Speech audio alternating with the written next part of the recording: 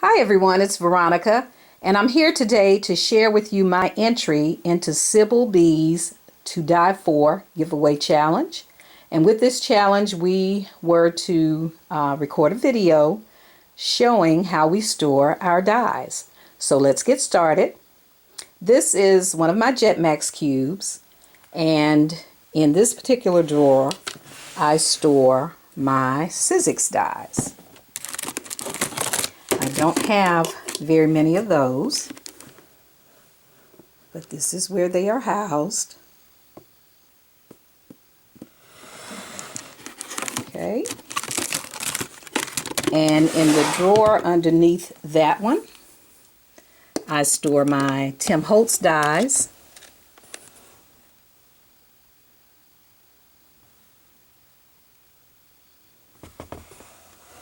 Okay. And below, I have two more dies here sitting out because they didn't fit in the drawer. But over to the right, I have my On the Edge dies.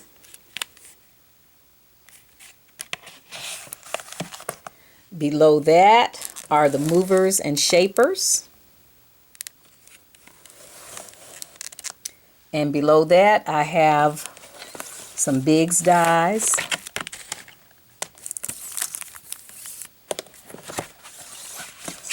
And beside that, a couple of other Biggs dies. This is the tray for the movers and shapers.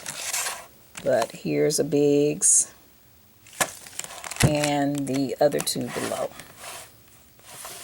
Okay, so as we go around, and I hope this is being done with minimal shaking.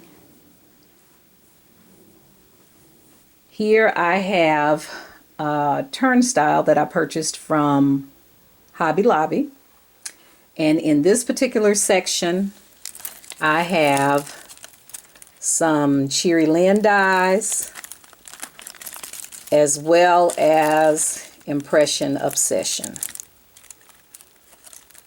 And we're to also talk about a couple of our favorites, and this one and this one has to be my favorites out of Impression Obsession. Okay, and then I have a Clip It Up, and on the bottom tier I have all of my Spellbinders Nestabilities.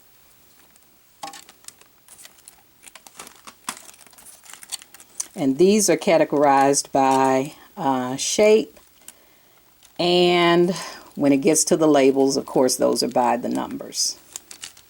Okay. And as we move along, I am now going to attempt to place the camera on the tripod.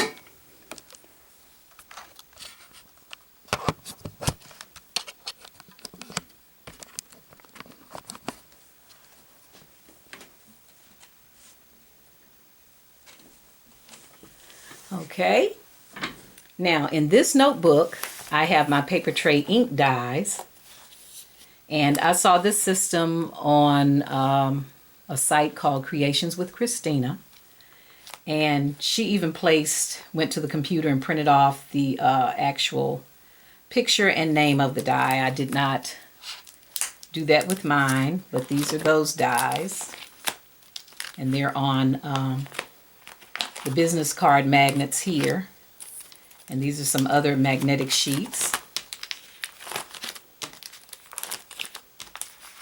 So that is the paper tray ink dies, and this is the plate that you use to cut with, and then these are two other dies in the back. This folder was a quick cuts folder that I got from Hobby Lobby, a magnetic folder. And in here, I have Spellbinders also. This is labels 1 and labels 4. This is the regular label and the grand that goes with it. And I don't think they sell these anymore. I'm not sure. I haven't seen any at ours. And then I have 2 art bins. And in these art bins, I store my Spellbinder's shape abilities. And I have 2 because these boxes can get very, very heavy. So I didn't want it so filled that it was too heavy. But in here are the magnetic sheets that you place the dies on. I took my label maker and printed out the name of the die. And then on the back side, I cut the picture off the package and glued that on. And a friend of mine told me about this system that she saw on someone's site. And I don't know who that is in order to give credit, but I do thank you. Now on some of the sheets, depending on how many dies were in the set and how they were shaped, you could actually get more than one set on there. So this is Ribbon Banners and Banner Basics 1. And again, both pictures on the back side. So that helped quite a bit. So all of these are my shape abilities. And that is how I store my dies. And one of my other favorite dies is my Spellbinder's Labels 22. It's kind of my go-to when I need a basic shape for something. These are some of the others. And you could hear how heavy that was when I laid it down.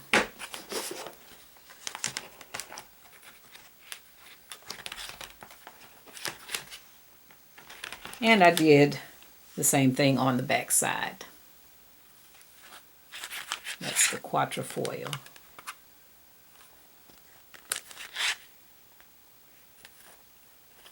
Oh, I'm sorry, that didn't even go with that, did it? Okay. So that's quite helpful to me to have the actual picture on the back side. So I want to thank you all for taking out the time to watch today. Sybil, thank you for the challenge. It made me really look at how I have things set up and how I have to bounce back and forth from one spot to another in the room. And it really has me thinking about reorganizing a couple of things as well. So again, thank you, Sybil, and thank you everyone for watching. Have a happy crafting day.